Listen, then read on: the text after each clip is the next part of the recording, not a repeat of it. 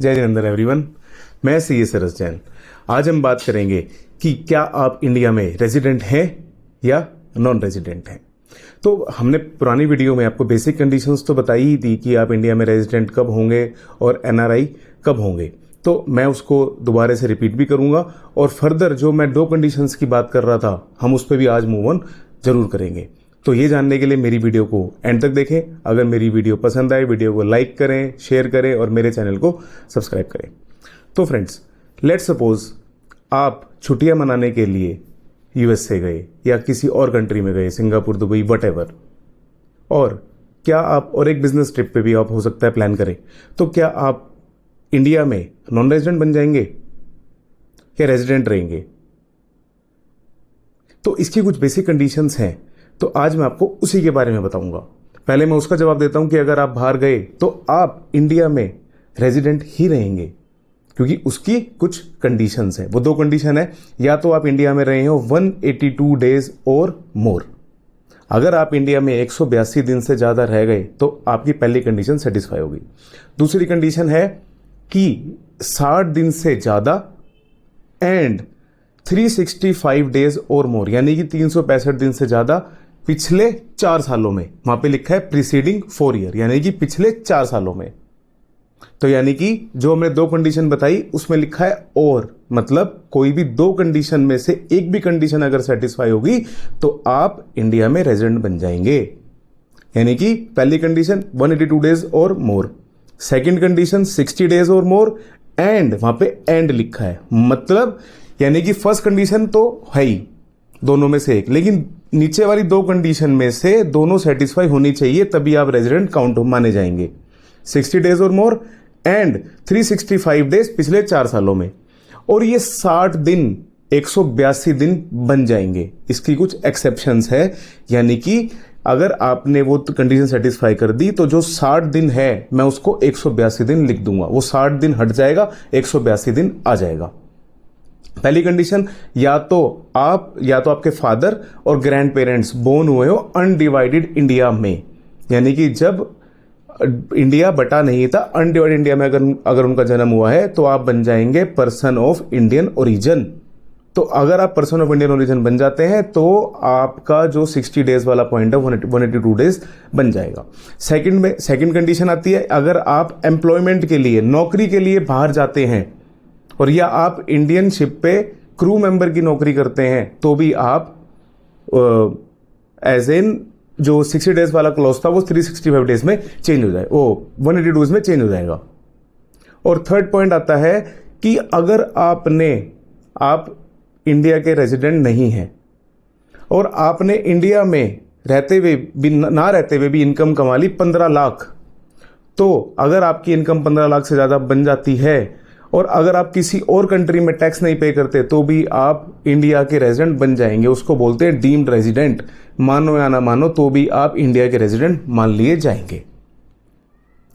अब हम चलते हैं इसके आगे। इतना तो मैंने आपको पुरानी वीडियो में भी समझाया था और मैंने बहुत डिटेल में समझाया था।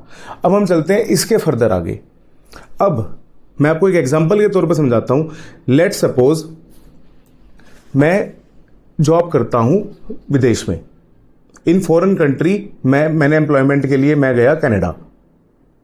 अब मैंने वहां पे 3 इयर्स की जॉब करी। अब उसके बाद मैं वापस इंडिया आना चाहता हूं अपने देश में। अब अगर मैं वापस आऊंगा तो लेट सपोज मेरा वहां पैकेज XYZ कुछ भी हो सकता है। अब जब जिस साल में मैं इंडिया आया, लेट सपोज मैं अभी 25-26 चल रहा है, तो अभी मैं दिसंबर 2025 में इंडिया आ गया।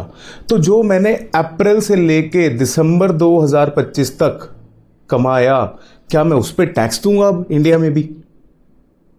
क्योंकि वहां पे अगर हो सकता है कि हमारे यहां तो इंडिया में फाइनेंशियल ईयर चलता है, यानी कि अप्रैल टू मार्च, और हो सकता है अदर कंट्रीज में कैलेंडर ईयर को वो फाइनेंशियल ईयर मानते हो, जनवरी टू दिसंबर।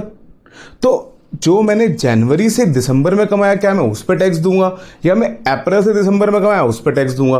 बेसिकली मैं टैक्स दूंगा अप्रैल से लेके दिसंबर पे जो कमाया, क्योंकि इंडिया में चलता है फाइनेंशियल ईयर, यानी कि अप्रैल टू मार्च। तो पहली बात तो ये समझिए कि मैं अप्रैल से लेके और दिसंबर तक का इंडिया में टैक्स दूंगा। पर क्या मैं दूंगा इंडिया में टैक्स? वो जिस पे मैं ऑलरेडी कनाडा में टैक्स पे कर चुका हूं। तो अब आप समझिए इसमें दो कंसेप्ट हैं, रेजिडेंट एंड ऑर्डिनरी रेजिडेंट, या फिर resident and not ordinary resident, यानी कि ROR या फिर RNOR। अब रेजिडेंट एंड ऑर्डिनरी रेजिडेंट मैं कब हो जाऊंगा कि अगर मैं पिछले 10 सालों में किन्हीं भी 2 सालों में अगर मैं इंडिया का रेजिडेंट था तो मैं रेजिडेंट एंड ऑर्डिनरी रेजिडेंट बन जाऊंगा। इसकी सेकंड कंडीशन है कि या मैं पिछले 730 दिनों में पिछले 7 सालों में 730 दिन या उससे ज्यादा मैं इंडिया में रहा हूं। अगर मैं 730 दिन से ज्यादा इंडिया में रह गया पिछले 7 सालों में तो भी मैं रेजिडेंट एंड ऑर्डिनरी रेजिडेंट बन जाऊंगा। जब मैं दोनों कंडीशन सेटिस्फाई कर दूंगा तो मैं इंडिया का रेजिडेंट एंड ऑर्डिनरी रेजिडेंट बन जाऊंगा।